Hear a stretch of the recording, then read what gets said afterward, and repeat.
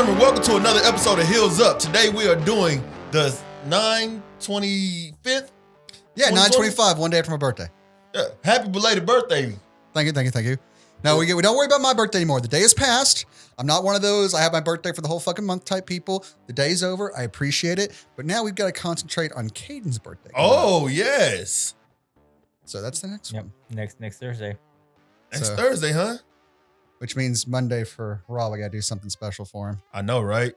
I'm thinking giant cake for you to just pop out of in a thong. I don't know. I haven't tried that yet. I was thinking about going to get somebody off Harry Hines. Well, like I that. was going to do it myself, but I'm afraid I might eat the cake before I got pushed out there. That's what I'm afraid of. Do you see how I look? That's a good point. We'd just be found like bloated, covered in icing. Like, I'm so sorry. This is supposed to be for you. I can't do dairy anyway, so. That's a good point. I'll get you some nice, I don't know, what the fuck can you people eat?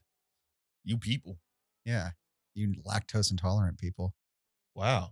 Yeah. Just prejudice against us, huh? I am a lactosist. Hard candies and gummies. My dad was a fucking dairy farmer, you piece of shit. Single-handedly killing the dairy industry. Single-handedly. You and you fucking millennials not buying American cheese slices no more. Fuck you. I'll buy that French cheese. All right, so today episode of Smackdown, it started off with a tribute, which we at Rogue Villainese like to send our thoughts and condolences to the family of Mr. Joe Laurinaitis, better known as Road Warrior Animal. It was a rush, brother.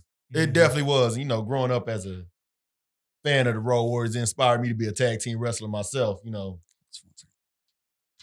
Yeah, I totally agree. I'm going to put this back on. You can keep talking. Yeah, and someone who actually got to meet the man and get to know him personally, like, you know, it's heartbreaking. And it was honestly unexpected for me. I don't know. Well, he definitely died too soon. He's only a year older than my dad. He's 60. Yeah, he was too soon. But I guess him and Hawk are finally reunited. And that tag team match versus 3-Minute Warning is going to be awesome. Oh, God. First segment out, we're doing an Ascension ceremony, and we don't mean that we're bringing back the Ascension. Unfortunately. Speaking of Legion of Doom.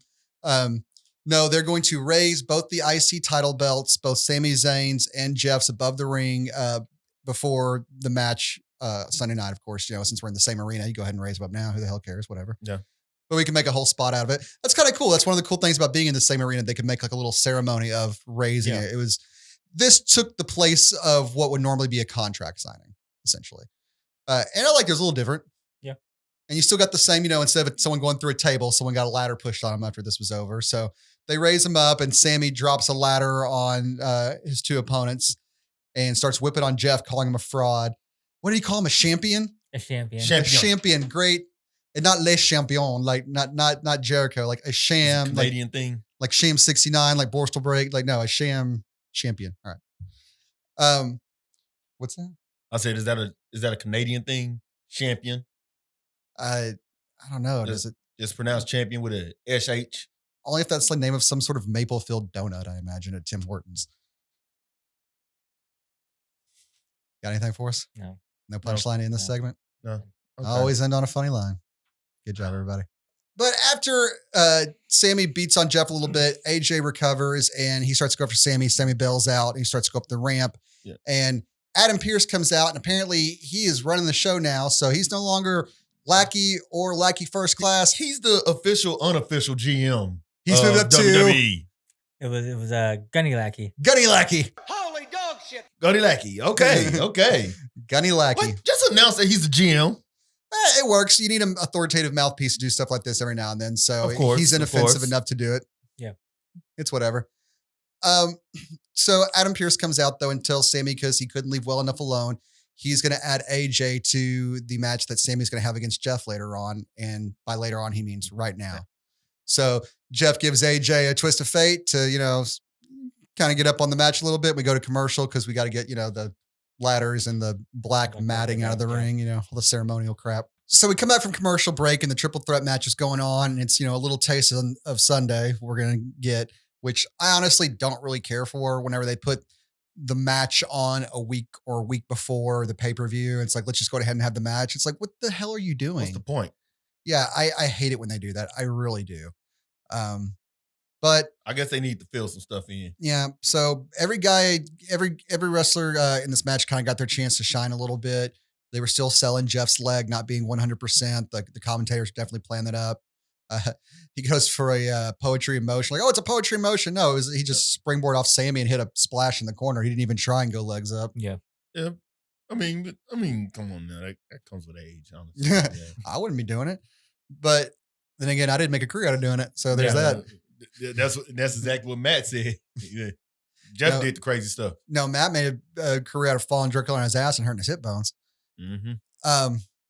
Leg drops, man, killers. I don't do them. Oh, Hulk Hogan, he's beat many a man with them. So I guess that they're hard to pass up. You know, you can defeat so many enemies with just a simple leg drop. Who knew? Yeah. Fucking Hulk Hogan. You can beat your enemy a wrestler, but you can't beat alimony.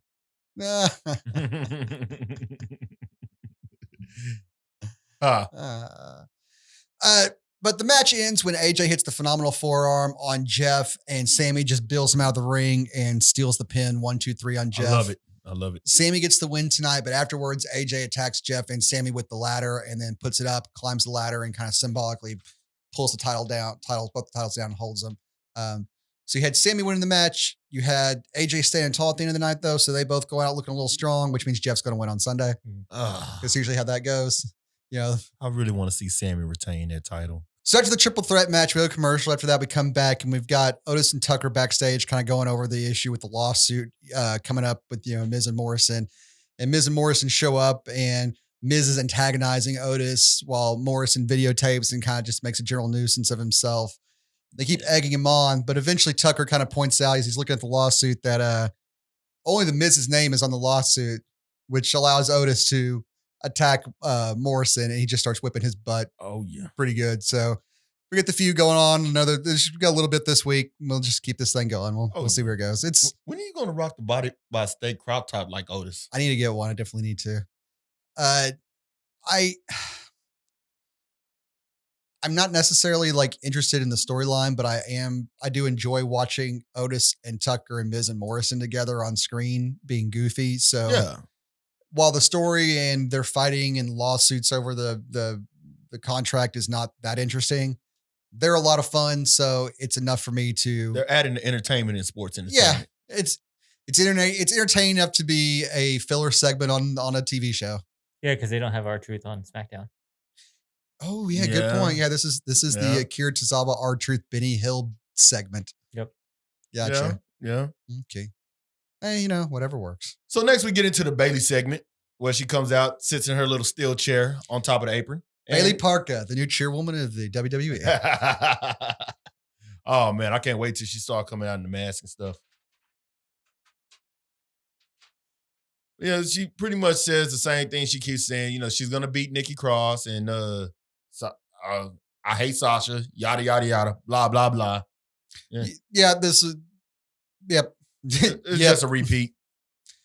Honestly, man, this was the time to go take a tinkle. Yeah, it really was. But I missed that opportunity. I saw you going in your cup. You didn't think I noticed? Sorry. I thought I was gonna miss something good. You weren't. Yeah, the Bailey segment was kind of a snore fest. It was pretty general. The only reason it existed was just to keep everyone's mind that feud's going on, so you didn't miss a week of it. So nothing was really said. We didn't see any Bailey, or we didn't see any Sasha tonight. So or any Nikki for that matter. So just Bailey keeping both the feuds going to Sunday, I guess. Just out there with the reliable Bailey. We gotta remind people that you guys still exist. You have 5 minutes. Go sit out there in a chair and act like a bitch. Good job. All right. Come back. Come back. Come on. Gotta move on to the next thing. That's what this was. So we'll get into our next match. Shinsuke Nakamura versus Grand Metalik. Two matches between two single competitors. They get into it really well. Shinsuke and Grand do play off each other well. Shinsuke's hard-hitting style and Grand Metalik's ability to fly around the ring. Again, every time we bring these 4 or 5 men up, the Lucha House Party and Shinsuke and Cesaro, we can't do anything but heap praises on the matches they have.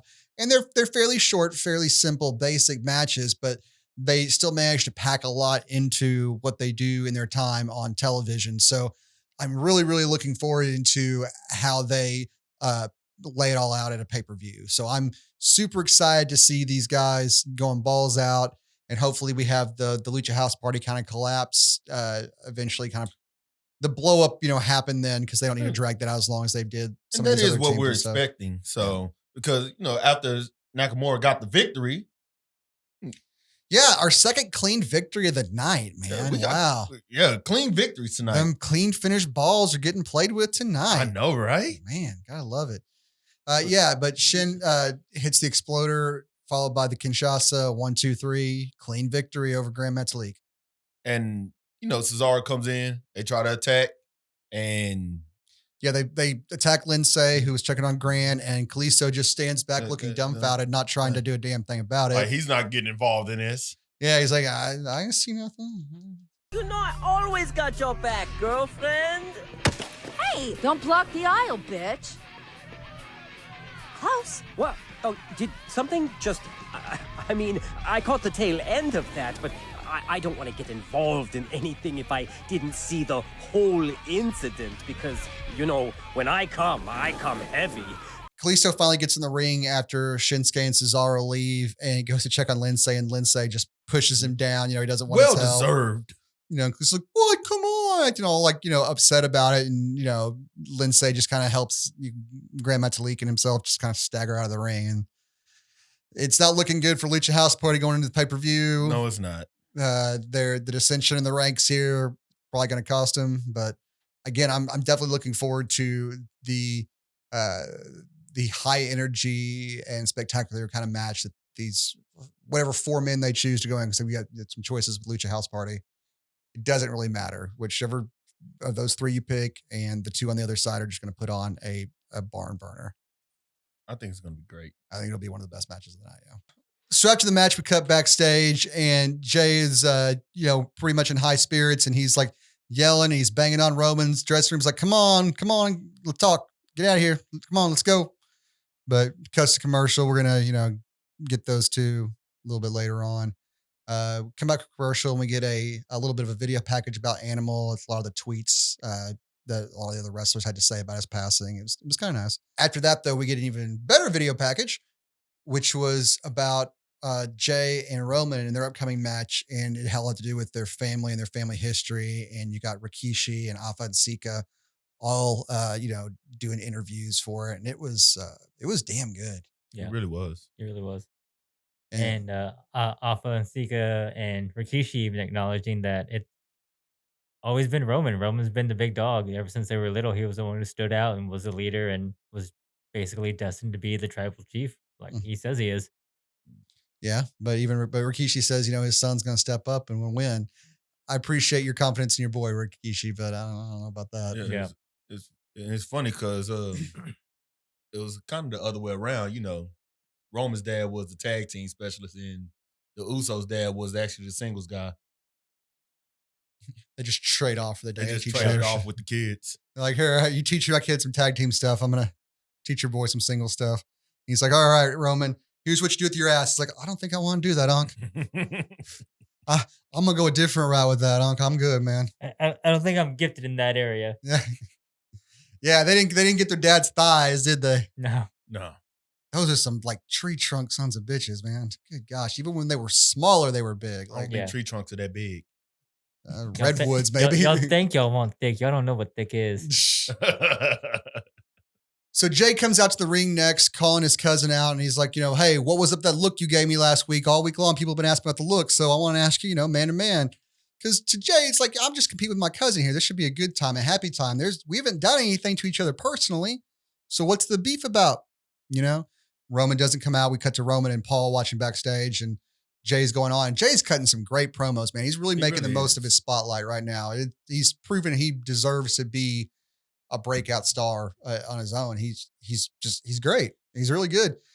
He's really impressing me, and he's making this a really engaging story that I desperately want to watch this match now, even knowing exactly where it's going to go. I just want to see him show some gut and fight, and take Roman to the limit. I know he's not going to win, but I want to see him take him there. And I think it's going to be hopefully a great match, Yeah, I mean his matches have always been great. All the tag team matches, they push everybody to the limit. So it only stands to reason that this is going to be the same.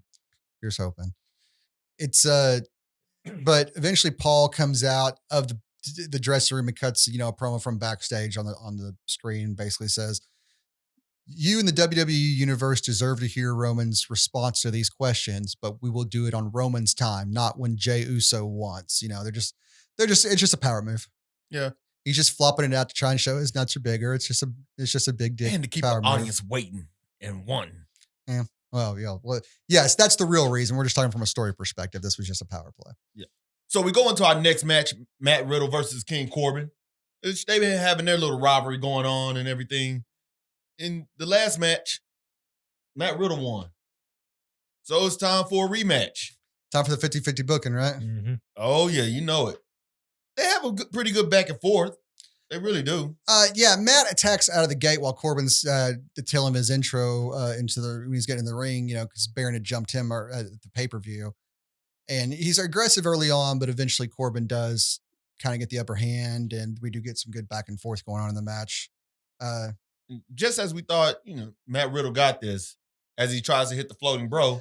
I'll tell you what's funny about that, though, real quick, is whenever he hit Corbin with that ripcord knee and Corbin fell on the ground, Corbin lifts his head up a little bit and looks around to see where he is, and then positions his body so he's in line to take a floating bro. Yep. I was like, I guess the floating bro's coming, because Corbin just looks up and is like, oh shit, and old school wrestlers call that Zeusing.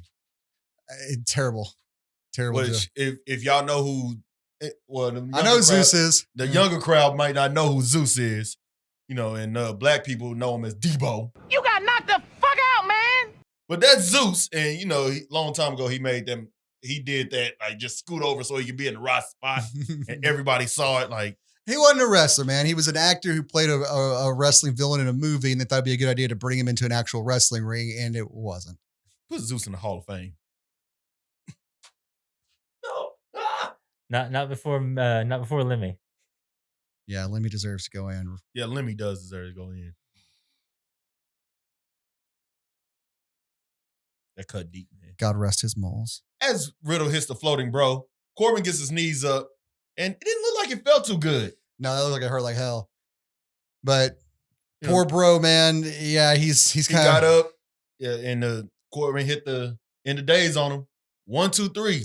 Another clean finish. Another clean finish. Wow, those clean finish balls are. He is clean finish balls, but Matt Riddle, I guess if they were even going to give him any sort of push, it's already kind of the brakes on that. He's the 50-50 booking with Corbin, so whatever. I felt like that promo at the end was a little unnecessary. Yeah, they did a promo with him afterwards. He's like, I'm not going to let this keep me down. I'm going to keep going, bros. And it's like, okay. Yeah. Why? Okay. All right. So you guys have heard the whole adage, actions speak louder than words. That's something that the writers of these things need to remember, that no matter what promo these people cut, they can't keep being badasses if they lose. So either you want Matt to go over as something special and keep building him up because he's new. All right. I realize not every wrestler can win every match. There's got to be losers. There's got to be winners, right? You've established Corbin already as a upper mid card to lower upper card heel. King Jobber. What Bray Wyatt used to be before he reinvented himself. And so he can go through these things and beat people in little matches, but ultimately lose these, the pay-per-view matches. Yeah. Or what's the word? The rivalries, Yeah. But Matt, so early on, you can't have him trading wins and losses because he hasn't established himself with a bunch of victories yet, or at least, a handful coming in. They usually have him win 2 or 3 weeks in a row or something to establish this guy as a new something before they have him maybe lose by a fluke against the person they're starting their real first rivalry with, Yeah, or, and a dirty finish, roll up, hold tight. Whatever. And I know Matt's been here for a while, and I know he does have victories over AJ, and I guess I'm wrong in this. Maybe it's just the perception because it's so drawn out because of the way they're having to space people out. It just doesn't seem like he's had time to build. Because I'm thinking about it now, it's yeah, he has had some victories, and as I'm saying that the things they should have done, they have done, but I guess because of the way it's spaced out over time now, it just doesn't feel like he's had time to build any sort of real momentum, and now he's lost a match, and it just feels like because they took it. I feel like the rivalry's kind of dry. It is because they took away AJ when he had the title, throw him in with Hardy and Zayn. Yeah. I'm just not that interested in this. No. Yeah, I don't give a shit.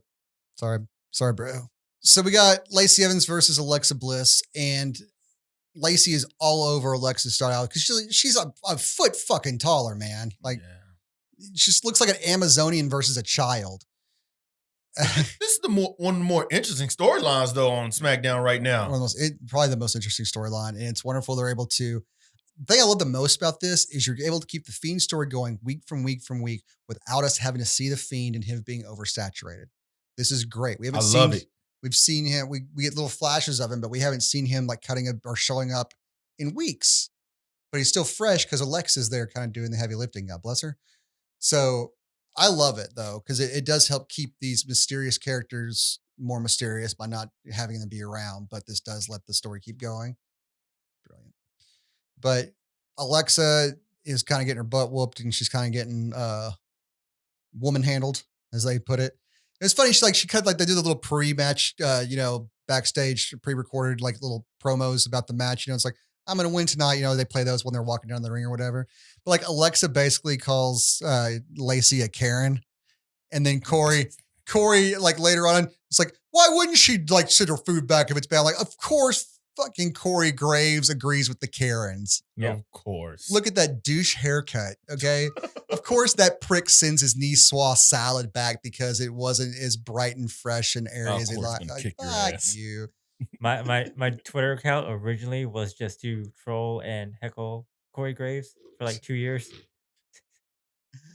But as the match goes on, Alexa does get a little offense in, but the first sign of offense she gets, the Fiend's laughter rings over the auditorium. Hit the Thunderdome. And we go to commercial. We come back, and Lacey's back on top, and the commentary kind of lets us know that she was distracted, and ever since that happened, they keep kind of playing up that she's kind of off her game a little bit. And then as the match goes on, eventually we finally get the lights and the crazy Fiend noises and stuff. The music started playing in. The like the string, like the razor on the strings, where the fuck that sound is. I love it. That TARDIS entering sound or whatever the hell.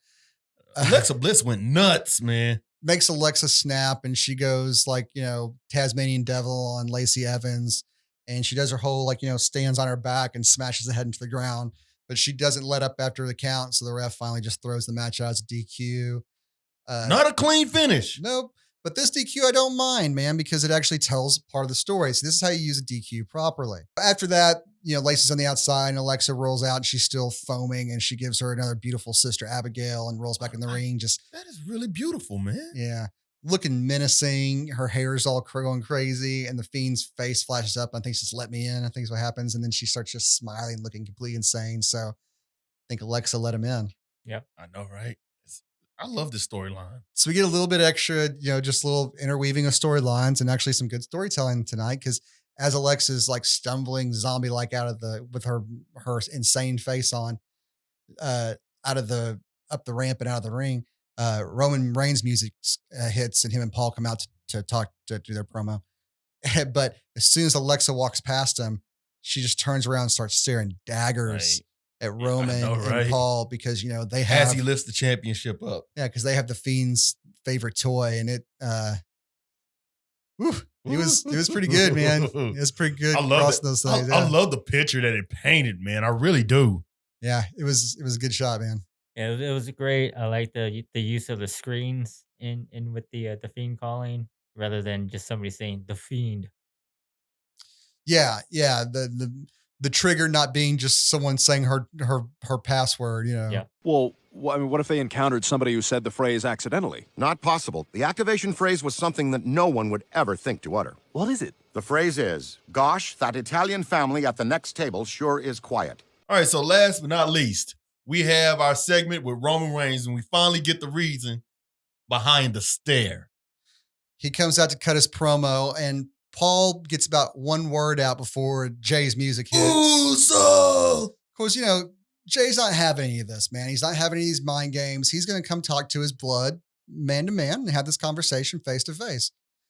He comes out and Paul doesn't even talk anymore. Just hands Roman the mic. And Roman actually cuts a very good promo. Roman in this sinister role is cutting better promos than he ever has. I love it, man. This is what we've been wanting here. But he basically says the family, he's like, the reason why I gave you that look was because, man, I would give you this title if I could, blood, you know? But you wouldn't even know what to do with it. You can't handle the responsibility to be on top. You're a twin. You've never been an individual. You're part of the greatest tag team of this generation. Yeah, the greatest tag team of this generation. But you're not the leader of this family. You're not the leader of this tribe. I'm the one that sits at the head of our table. We need me to sit here. I'm the one that feeds us all. I'm the one that keeps us, our family strong. And our family needs me to have this title. He walks out and Jay, after Jay finally, pops back at him. Yeah, what if you're wrong? Why can't it be me? Why can't it be my time to lead the family? Why can't I feed my kids? Why can't I take care of the family? Why can't I be the one to do it? Roman just doesn't even look back at him, just walks on out. Jay's looks a little disgusted and he walks up the ring, but turns back to Jay cut a hell of a promo too. Cut a hell of a promo, man. A lot of heart, a lot of passion. He's making the most of the spotlight. Like we said earlier, cut 2 promos tonight and both of them were great. But Jay puts his arms up, looking back at the crowd, and Roman Superman punches him from, gets him right as he's turning around, sucker Superman punches him. Super sucker punches him? I mean, just Superman punch. Sucker Superman Superman's punch. kind of a sucker anyways. Oh, He's got all those powers. That's true. But he lays him out and he's like, I feed our family, and you want to take this title from me? I'm the one that keeps us, fed. You'll never take my spot at the head of the table, just kind of hold him up, putting that title in his face, and Roman doesn't look terribly happy with what he's done, but you can tell the mindset that Paul's got him in. He feels it's necessary, and anything by any means necessary, he's going to keep his chiefdom, So I'm thinking of it like, like the feudal, power play, when someone becomes king and you got the cousins and the little brothers who all get butt hurt and go run off and convince somebody to back them, like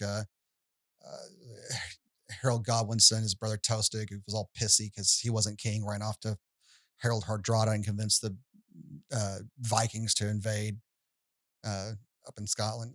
Never mind. Anyway, history nerd. 1066. William the Conqueror. No. All right.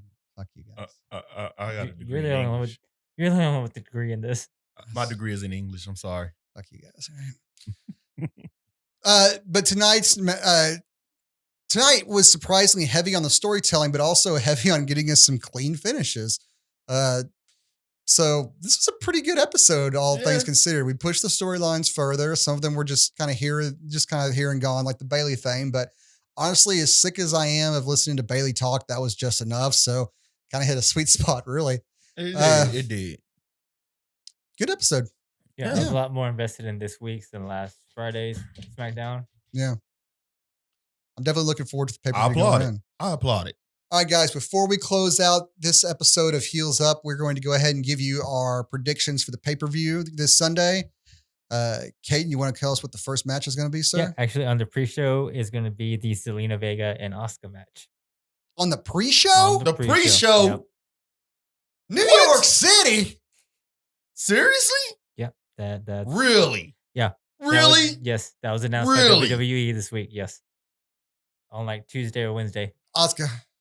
Yeah, Oscar. I'm gonna go with Zelina since it's on the pre-show. Nobody's gonna watch it. That's why they're It's not going to be doing a great match. That's why they're doing a title change. Stupid. All right, It's going to be a great match, but I got Oscar.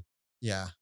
If this was like later in the card and they had a little more time with Zelina to build up to challenge for the title and give her a few more wins against other women, maybe. Going with Asuka on this one though.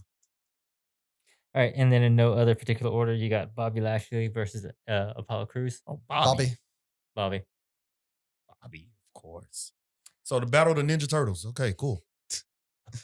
You got Street Profits versus Andrade and Angel. I got to go with Andrade and Angel this time. Yeah, that's what I'm gonna go with. Street Profits. It's Hispanic Heritage Month, bro. He makes a point there. The only Hispanics that are gonna lose is the Lucha House Party. Can't have them all lose in one match. Yeah. Oh, so Dom doesn't have a match, huh? Okay. Okay, next up we have Jeff Hardy versus Styles versus Zayn. Jeff. Sammy. I'm gonna go with Jeff. Sammy. Yeah, they still have more to do with Jeff as the Intercontinental Champion, I think. Yeah. They just need to address the Sami Zayn issue, and this is the way to address it and get him out of the way. They need to get him on TV. Sammy's going to carry his way to that title again. No, he's going to lose. He's definitely, like, even if AJ wins, Sami has to lose so Sami can protest the match's credibility at all. Next up, we got Cesaro and Shinsuke versus the Lucha House Party. Cesaro and Shinsuke. Cesaro and Shinsuke. Bar 2.0. There ain't no way they're ever going to put the belts on Lucha House Party. Yeah. Besides, this is going to be their breakup match anyways. Yeah. Yep. All right, next up, we got Nia Jax and Shayna Baszler versus the Riot Squad. Baszler and Jackson. Jax. Yeah, Baszler and Jax. Yeah, it looks like that. Haystacks and Wednesday. Haystacks and Wednesday. Bailey and Nikki. We got Bailey. Yeah, I think Bailey's going to retain, but she's not going to get the win. Whatever. Sasha may come out and attack her and cause a DQ, and she keeps the belt that way. But she's keeping the belt so Sasha can take it off of her leg. Yeah. Roman Reigns and Jey Uso. Roman. Yep. Drew McIntyre and Randy. Drew. Let me go with Randy on this one. Really? Yeah. I think they're going to give it to him. Well, your record stands as proof that you're usually wise on these things. So yeah. No, it doesn't. I'm 0-2 in this. I know. That's what I'm saying. Oh, he was being sarcastic. Yeah. Yeah. All right. That was it. All right. I like Clash of Champions a lot as a concept for a pay-per-view. I like the idea that all the champions have to be on the line, or all the championships have to be on the line. Excuse me. But I would say this pay-per-view, for the most part, is one of the more predictable ones. Yeah. Seems like a lot of people I just don't see as viable competitors to these titles. At least not yet. Yeah. Seems a little rushed on some of them, like throwing Nikki back on there. There's like, oh, we had Nikki there before. We'll just throw her back on top. Yeah. Yeah. I mean, with the exception of like the Street Profits and Angel and Andrade, I don't think there's a lot of mystery to a lot of these matches. No. But I think that one's definitely the hardest one to pick. That's the one I'm worried the most about. I think you guys might be right, but I'm going to go ahead and go with Street Profits because I think there's still more to do with them as champs. Oh, yeah. Yeah, they're great, and they're going to sell merch, so yeah. Well, you give them a New Day type run going on, right? Right I don't. Well, they're already the longest reigning Raw Tag Team champions. Yeah, they're over 200 days. Yeah. Are they? So, yeah. So it's kind of time. Yeah. It's kind of time. Yeah, you might be right. I mean, and on top of that, I think the Street Profits are going to get the titles back, but I think this time you put them on Andrade and Angel, and let them kind of implode with the titles on them. Yeah. Didn't we just watch that with the women's champions though, with Bailey and Sasha?